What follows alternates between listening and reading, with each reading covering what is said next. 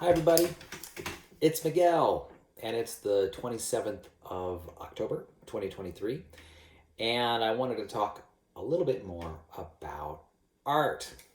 And to do that, I am going to refer to this book I've been reading, The Quotable Artist by Peggy Haddon. And so let's go on to our very next quote. The next quote is a quote by Ralph Waldo Emerson, who lived from 1803 to 1882.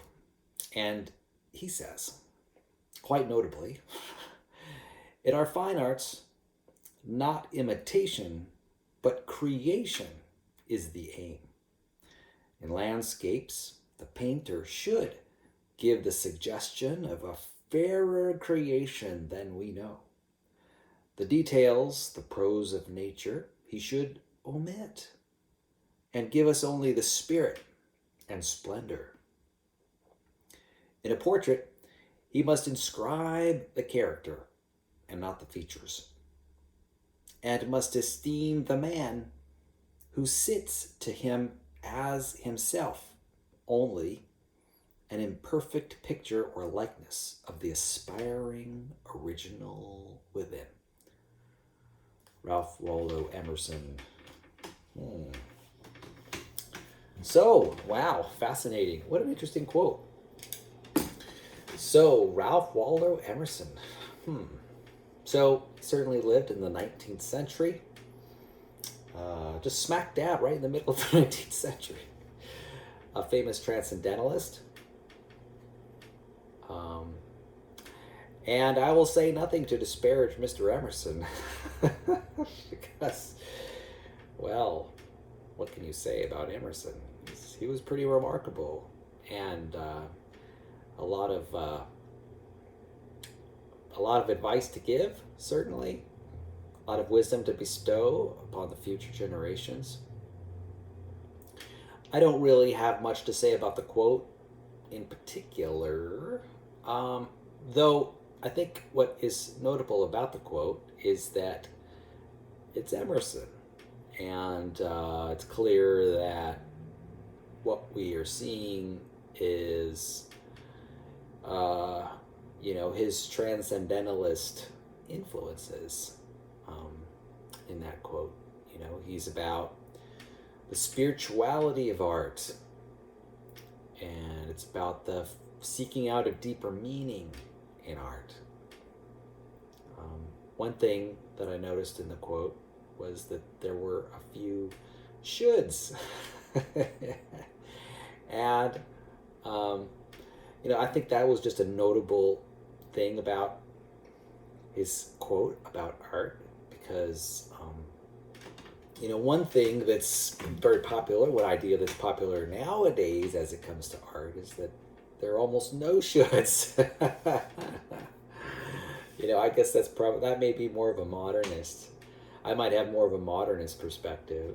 And who knows, maybe my opinion of his quote says more about me and my modernist influence than it says about Emerson. Just as Emerson's quote says more about the 19th century and transcendentalists than it says about Emerson himself. In a way, it's like dueling philosophies about art in time. And so, I'm sure people talk about Emerson all the time, and I don't really have much to add to that, other than the obvious thoughts that anyone could bring to bear. But I appreciate what he has to say. It's certainly an exhortation to artists. It's about, wanting artists to reach a higher standard in his view. I don't know if it's so much advice. Maybe it's guidance. I think guidance might be a better word for it. He is, after all, the esteemed Emerson.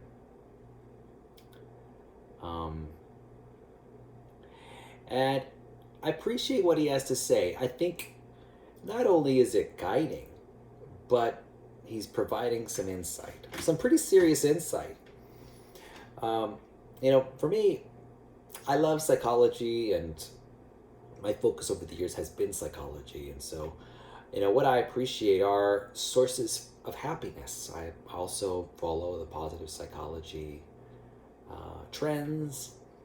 And I think I read an internet article the other day that said that there are like four main sources of happiness: joy, meaning, novelty, and flow.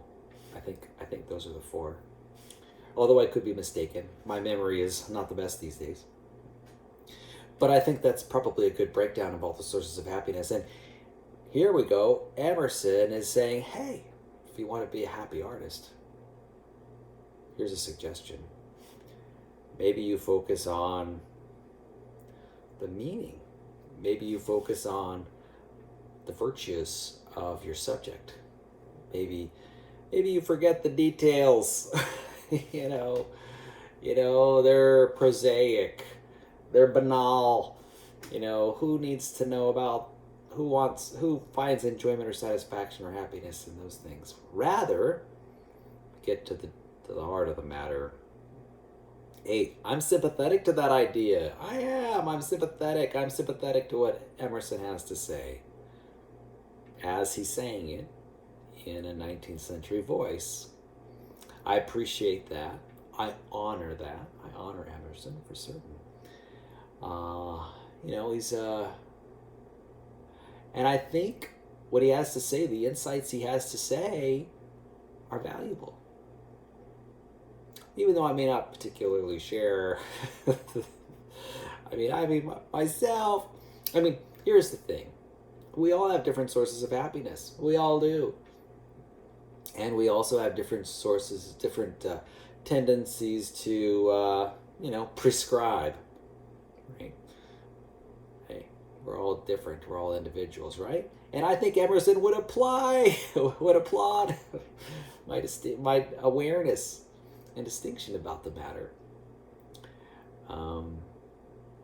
Yeah. So, I appreciate his voice. What a wonderful voice. And I love the insight, He says dig deeper. Dig deeper than just the surface, the details. And I know today what's for many, is in fashion and art, is like photorealism. And boy, that stuff knocks my socks off. Let me tell you, I love the photorealism. And when I start working with AI projects, I love to see the AI that is super photorealistic. The cartoony stuff I'm not so crazy about, but of course the AI generated art that's out there from DALL-E or Midjourney, amazing stuff, and I'm loving it. And I like the photorealistic stuff. I'm looking, the next version of Midjourney is going to provide us hyper photorealism, and I'm like, wow, I'm excited about what the future holds when it comes to producing pieces of art through AI that's photorealistic. And I'm like, wow, this is great. I'm loving the details. And I'm not spending a lot of time focusing on the spirit. The spirit of AI creations. I don't know. Actually, you know what? In some ways, I am. There are multiple levels here. And I would like you to appreciate just how many levels of art there are. But on some levels, I do appreciate the meaning of an image. Yeah. There are some images that just resonate with me. Why? Because of the meaning. Because of, beliefs that I have. Because these images sort of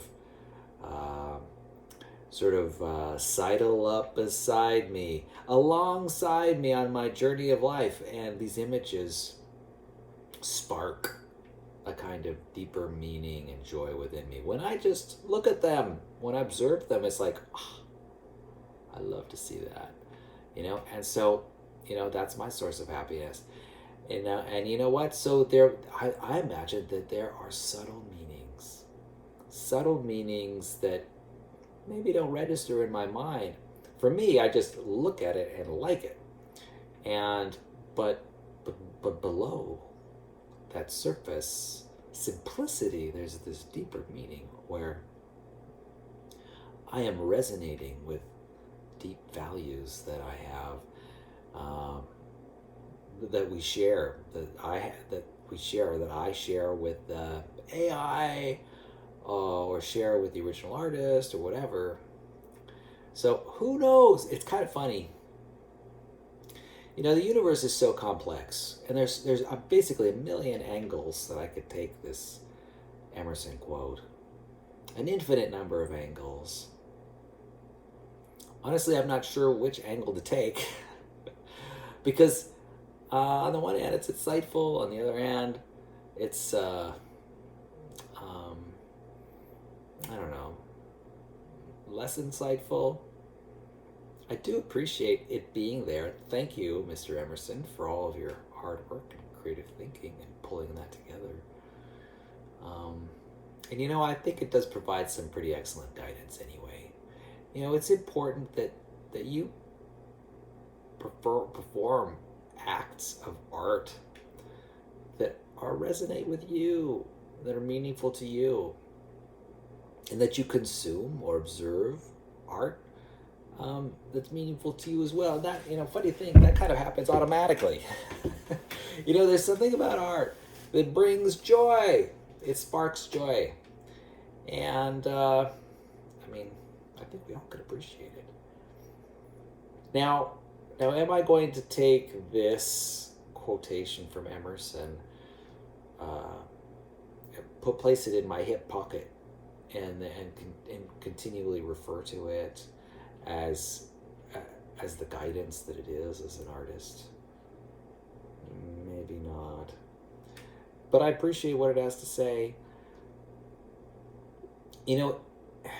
It may describe less guidance and more, it might more be just a description of reality stated in a form of guidance. Like, I don't know if anyone can help what it is about art that they love, both artists and those who observe art.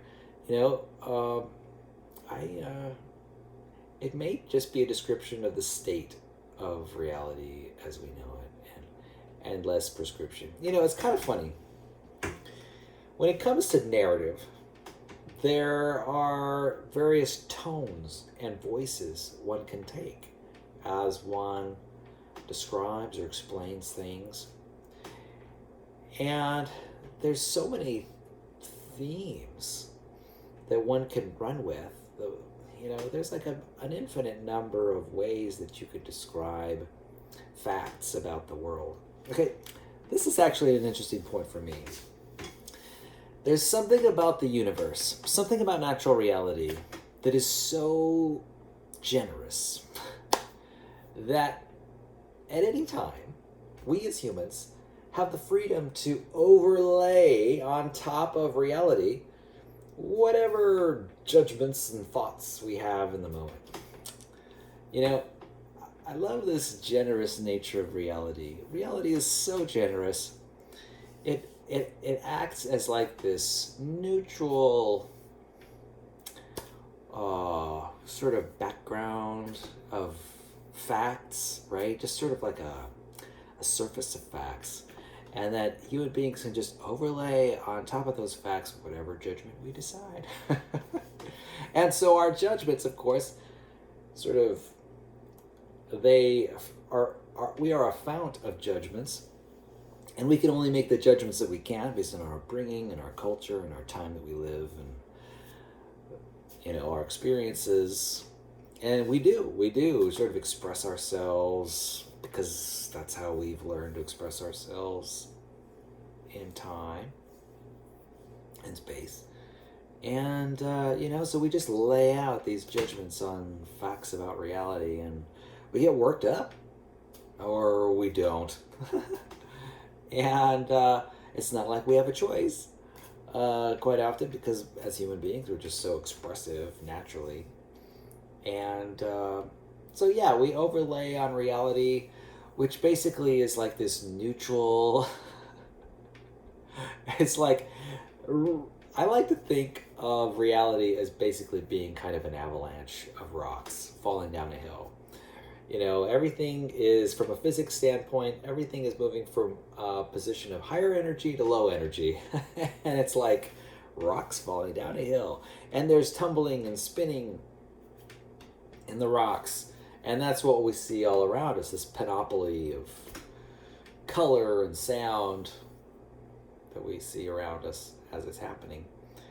And you know, rocks rolling downhill, and I myself I'm a stone. I'm a rock rolling downhill from higher energy to lower energy, and that's just what I do. I'm like a spinning top, and I just, well, anyway, back to the avalanche analogy. You know, are avalanches good or bad? They just are. Can we control them? No, we cannot. uh, they happen in the way that avalanches happen, and there's kind of nothing we can do about it. I'm kind of a determinist from a philosophical standpoint and a psychological standpoint.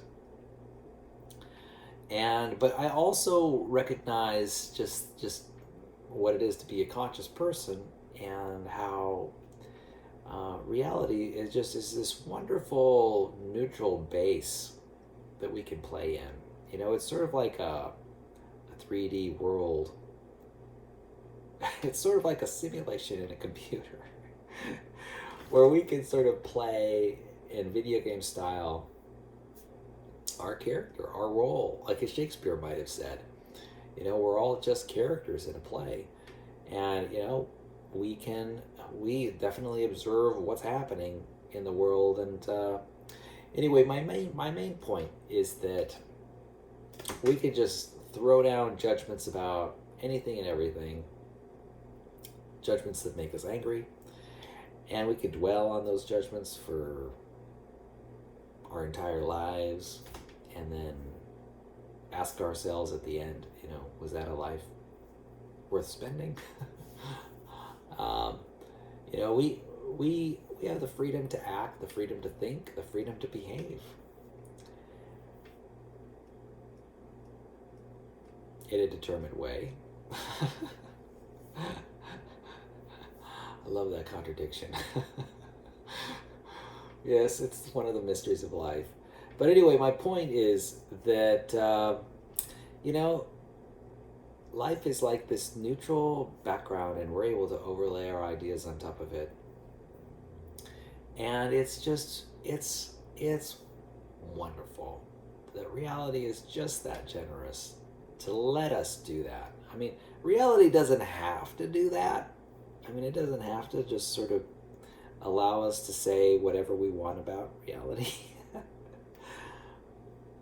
Or maybe it does. I don't know, it's just a wonderful thing about reality.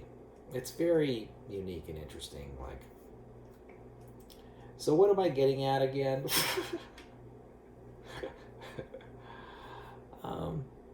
Yeah. So, Emerson.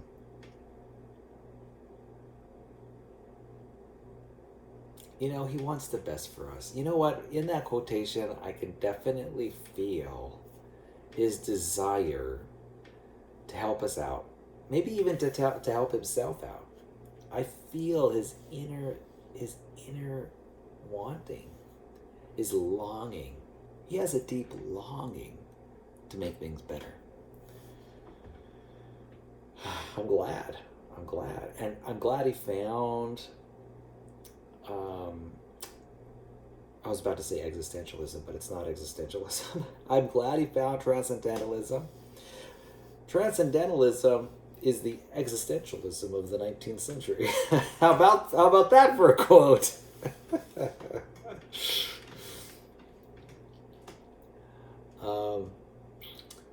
So yeah, good old Emerson, who I admire very much. I really do. You know, a lot of his thinking about minimalism and things like that, they've definitely made a mark on so many people. And I appreciate how, although Emerson is here helping us again, right? He's saying, I want you to be the happiest artist, the most productive artist that you could be, and I want you to influence others and give them the happy life that they deserve. And I just love his idealism, right? It's like, this is how you do it as an artist. I'm sure he took his own advice, right? I'm sure he wrote. Can you imagine how hard it was to write something in the 19th century? You got to find a pencil, and you got to find paper, and then you got to find time, which I'm sure was a really tight commodity back then. You don't have any time. You just got to keep yourself alive somehow. And he he wrote a lot, and he no doubt had to choose what to write. And so no doubt he felt a little bit constrained in time and energy, and so he's gonna set the goal very high. And the goal is for him, make it good. Make it good. And what is the good? Well, the good is what is unique. And what else? Well, it's also meaningful. Yes. And it pursues our highest ideals, of course. So, so and maybe it's spiritual as well. Yeah, there's something deeper than one would initially think about something. Yeah. So I could see how, like, this is the vein he wants to explore. Talk about something that would motivate a person to write. If he had those 4 goals, yeah, I would want to write too. Yes. Well, thank you very much, Emerson, for all the hard work that you did way back in the 19th century. And, in many respects, his life is not a whole lot different from ours.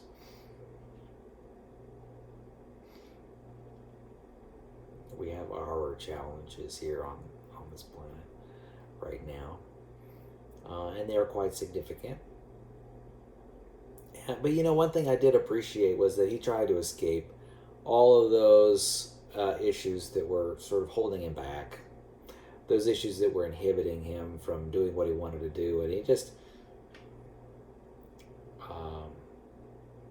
he went out and hung out by a lake in a shack, I think. And he says, I just want to focus on the essential, whatever that is. That's what it is I want to do. Forget about all this other stuff. I just want to, and you know what? That's very admirable. And in a way, we have to do that too in the world, which is so filled with social media and news. I mean, we have to be on guard, and we have to guard what enters our mind. Yeah, because moment to moment, we could have entertainment. I mean, we could watch sports all day or play video games all day. Not that there's anything wrong with that. But there's so many things. There's no lack of things to occupy our time. I know that I'm going to be fully occupied in the time between now and the day I die. I mean, and what's wonderful about living today is that I have access to all the information ever that has been discovered by human beings, all the music that has ever been written. And now with the AI, I've got all the concepts that I could ever want about anything, about any topic. It's like I'm a king. I'm actually the king of kings right now, in the sense that I have before me huge, untold resources that no other human has had control of before. And quite interestingly, everything is more at risk than it's ever been before as well, given war, climate change. I mean, oh my gosh, so many things that threaten. I mean, this awareness. If this awareness is anything, this is very much the awareness of, say, Adam and Eve, where Adam and Eve eat the apple from the tree of knowledge. You know, we have bitten the apple, and so we have access to all, and yet at the same time, that is also the curse. We have access to all the resources, yet we are limited by all the resources. It's pretty hilarious. It's pretty hilarious how things have turned out. Anyway, I want to wish everyone a wonderful evening, and Halloween is coming up. What a wonderful time of the year. I love how this season is getting cool, and I look forward to chatting with you about it more tomorrow. Bye-bye, everybody.